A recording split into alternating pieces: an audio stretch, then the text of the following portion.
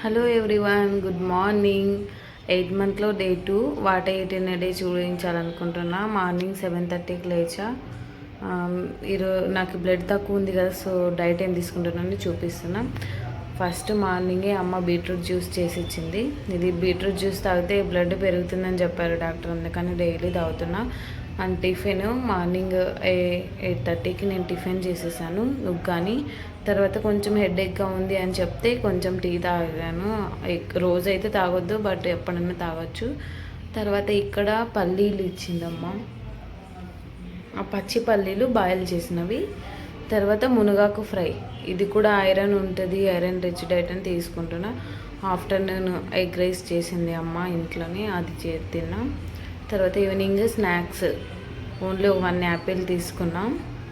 night dinner rice with tomato chutney, బెండకాయ కర్రీతో